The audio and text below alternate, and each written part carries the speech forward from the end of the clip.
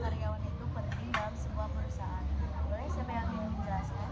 Baik, di sini saya akan menjelaskan yang dimana karena baik di sini saya akan menjelaskan karena memahami perilaku karyawan dapat membantu perusahaan mengurangi konflik, meningkatkan kerjasama, dan menciptakan suasana kerja yang efektif.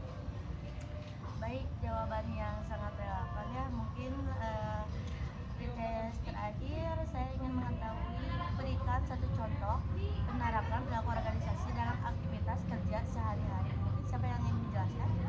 Baik, saya ingin menjelaskan pertanyaan tersebut.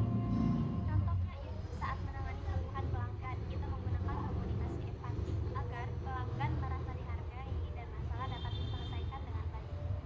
Baik, pretest 1 sampai 3 telah selesai.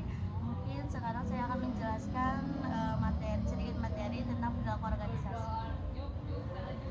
Perilaku organisasi atau organizing adalah bidang ilmu yang mempelajari bagaimana individu, kelompok, dan struktur mempengaruhi perilaku dalam organisasi, serta bagaimana pengetahuan tersebut dapat digunakan untuk mengingat aktivitas organisasi. Dan mungkin di sini juga perilaku individu membahas aspek psikologis seperti kepribadian, relaksasi, sikap, motivasi, atau emosi. Dan semua faktor ini mempengaruhi cara seseorang bekerja, berkomunikasi, dan mengambil keputusan bersama. Dan selanjutnya mungkin ada perilaku kelompok, mencakup interaksi antar anggota, pola komunikasi kepemimpinan, kerjasama tim, manajemen konflik yang solid akan meningkatkan efektivitas tim. Mungkin segitu. Dan yang terakhir mungkin saya akan jelaskan tentang struktur organisasi, yaitu meliputi budaya kerja, terus aturan kerja, pembagian tugas, serta hierarki dan kewenangannya. Dan struktur ini juga menentukan bagaimana pekerjaan dijalankan dan bagaimana karyawan saling berinteraksi. Mungkin gitu ya tujuan memahami perilaku organisasi ini. Juga ada beberapa tujuan. Yang pertama, meningkatkan produktivitas kerja. Terus kedua, ada menciptakan hubungan kerja yang harmonis. Terus ketiga, dapat mengurangi konflik internal. Dan keempat, meningkatkan kesejahteraan. Dan yang kelima, menghasilkan lingkungan kerja yang efektif dan profesional. Demikian penjelasan materi yang bisa saya sampaikan. Mungkin lanjut aja ke post-test yang saya berikan dari level ke-4 sampai ke level 6. Saya ingin bertanya, sebutkan faktor penyebab timbulnya konflik dalam tim dan bagaimana cara menganalisis konflik tersebut. Siapa yang ingin menjawab boleh? Baik, di sini saya akan menjawab yang dimana konflik dapat disebabkan oleh perbedaan pendapat, pembagian tugas yang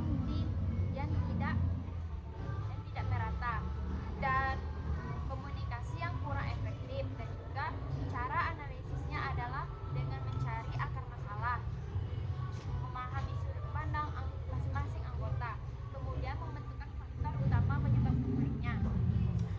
Baik, jawaban yang sangat jelas ya. Mungkin selanjutnya saya ingin bertanya mengenai level kelima, yaitu mengevaluasi. Apakah pemberian reward selalu meningkatkan motivasi kerja? Berikan evaluasi Anda sendiri. Mungkin siapa yang ingin menjawab, boleh saya persilakan. Baik, saya ingin menjawab pertanyaan tersebut. Tidak selalu, walaupun reward dapat meningkatkan motivasi. Faktor lain seperti lingkungan kerja, pimpinan, dan kesempatan berkembang juga sangat mempengaruhi. Reward harus diimbangi dengan kondisi kerja.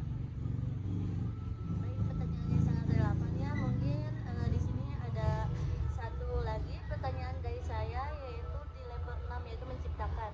Ciptakanlah satu program sederhana untuk meningkatkan semangat kerja karyawan. Boleh siapa yang ingin menjawab? Saya persilakan. Baik, di sini saya akan menjawab yang dimana saya menciptakan program apresiasi mingguan yang dimana setiap minggu karyawan dapat yang memiliki kinerja terbaik diberikan sertifikat dan ucapan